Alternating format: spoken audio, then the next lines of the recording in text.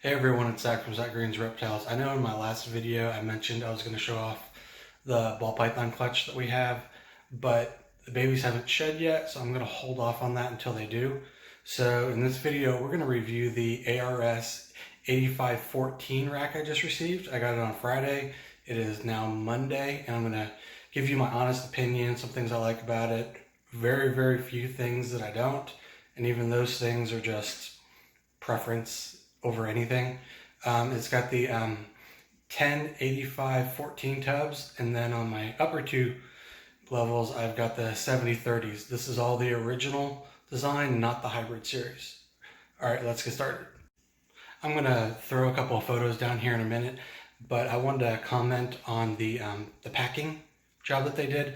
It was impeccable. I mean, the rack was very secure on the pallet. It was actually bolted straight down to the pallet. The rack was stacked on top of it. It had pallets on three sides to protect it from anything bumping into it. It was wrapped perfectly, had excellent quality corner control, quarter guards. The pallet was just perfect, and there was absolutely no damage to it.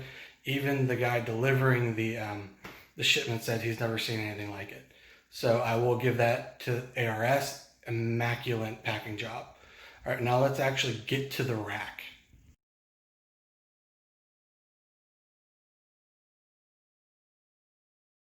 All right, so here's the rack. As you can see, there is 10 of the 8500 series tubs and then 6 of the 7000 series tubs.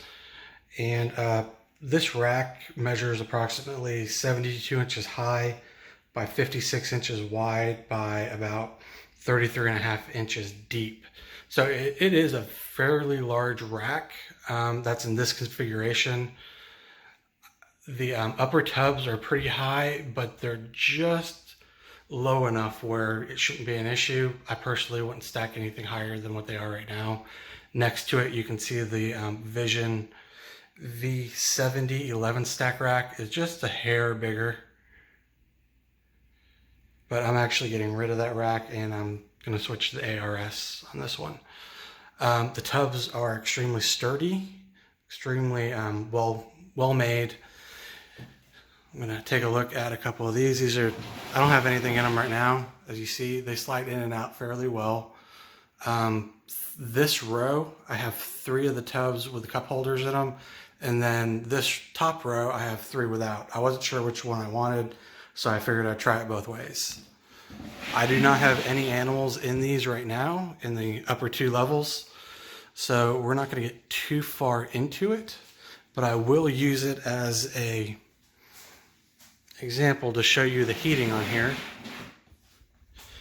I personally don't use it because I do strictly ambient temperatures, but as you see, there is a piece of sheet metal. They've got the heating underneath it, then insulation underneath that.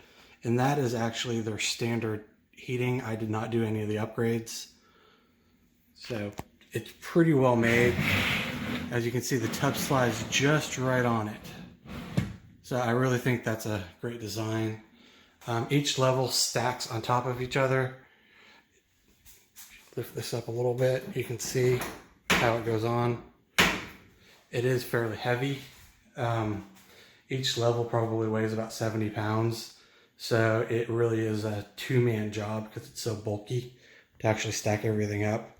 But it came out really nice. Those 7000 series tubs, they measure about 33 1/8 inches deep by about just under 17 3/8 wide and 5 1/4 inches tall. The 8500 series tubs, they are 33 inches deep, 26.5 inches wide, and 9 inches high. With dealing with bloods, I really like the extra couple of inches in the height of these tubs. And the reason for that isn't necessarily for the bloods to be able to climb or anything, because there really isn't room for that. But when they strike and coil when you're feeding, you're not going to have an issue closing the tubs. In the shorter tubs, it can be tricky. My last rack had tubs that were maybe 6.5 inches high. and it was extremely difficult to get those tubs closed and feed without them coming up over that lip.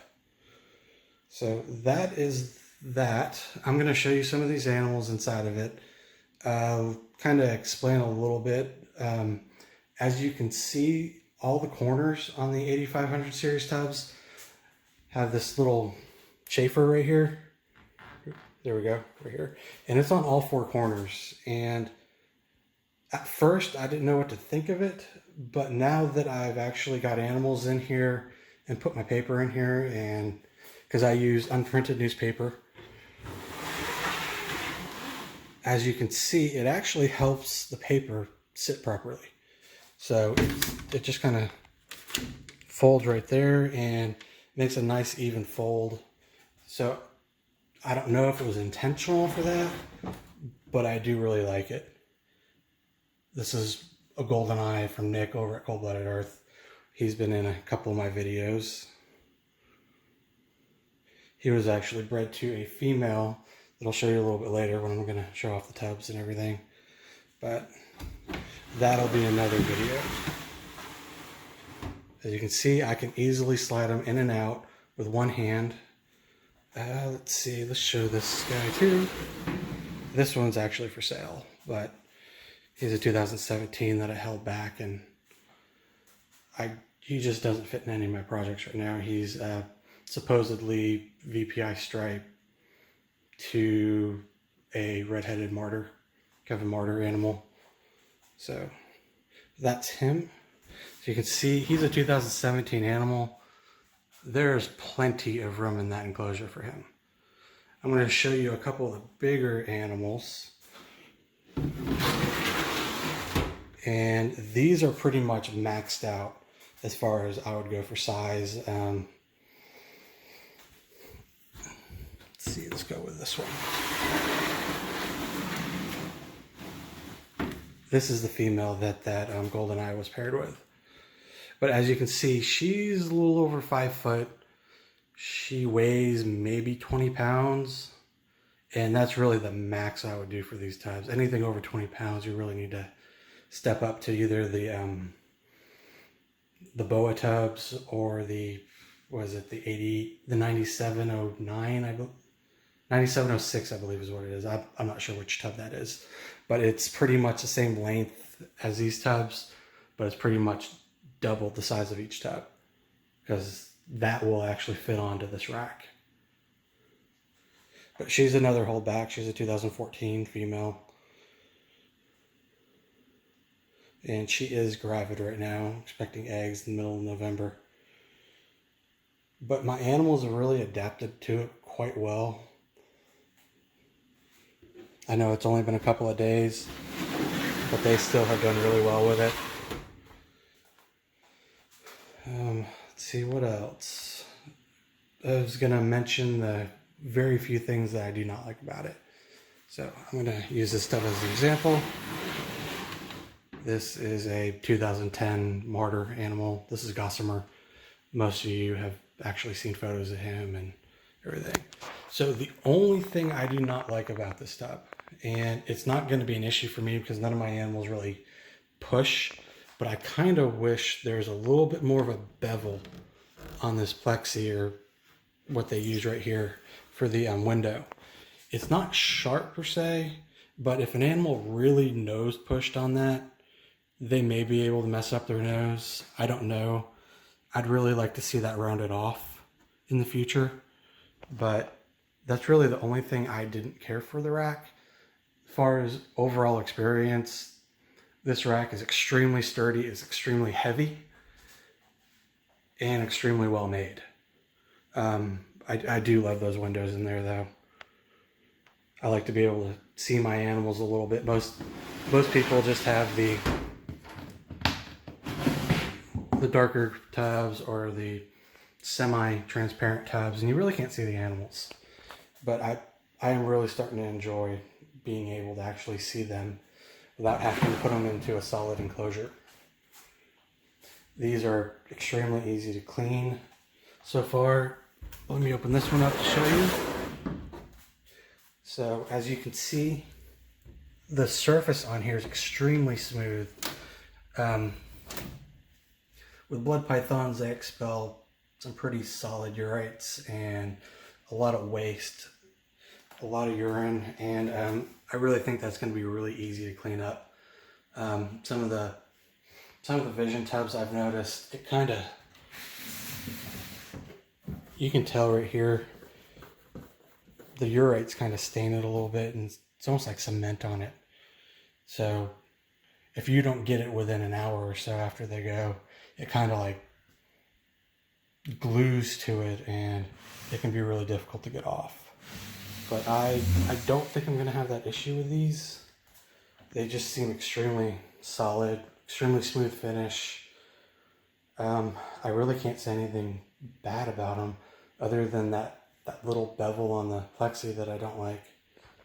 But like I said, that may not be an issue.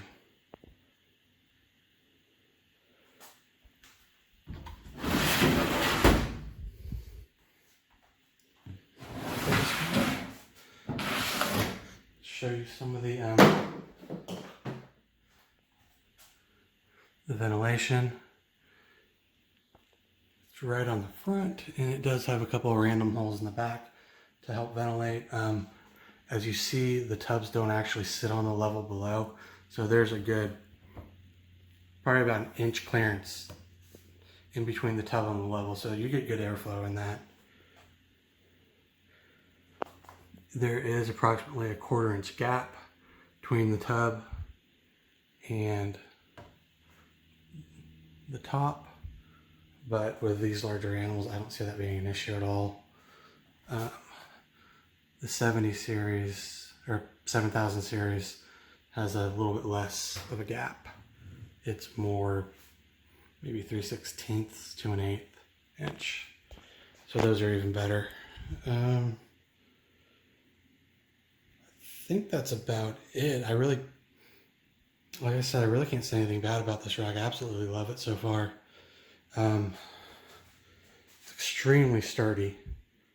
I mean, it doesn't wobble really at all. Got nice strong casters on it.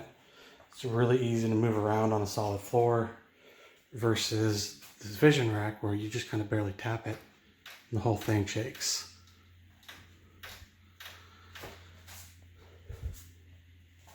So yeah, I'm really sold on ARS racks. I'm probably gonna eventually switch off more of my animals to them. Well, I hope you enjoyed this video. If you have any other questions you want to see on it, just comment below. Email me at Zack, Z-A-C-K, @zgreptiles.com. Again, if you want a sticker, just comment below, subscribe to the channel, and email me and send me your actual mailing address through my email. That way it's not posted publicly, and I will get that out to you. Oh, one other thing I want to show you real quick is the cup holders. So let me pause this video and I'm gonna show it again real quick. All right, so for these water holders, that is a 12-ounce deli cup. I actually got that off Amazon. Extremely cheap. It was like maybe 10 bucks for 100 of them. And this is kind of what I've been using. But it seems to fit in there pretty well. I know some of the more well-known name brand deli cups fit in there just a slightly better. But I mean, it fits in there pretty good. I don't think that's going to be an issue. I definitely would not get a cup holder though if you're using a paper substrate. Only if you're using like a loose substrate, because it will be a pain to try to cut in between this just to get your paper down. But if you're using like Reptile Chip or Pro Coco or any of those other brands, as long as it's a loose substrate, it shouldn't be an issue. Alright, well, I appreciate you watching. Be sure to subscribe to the channel, comment below, like the video, and hopefully next week I'll be able to get to that ball python clutch. Thanks.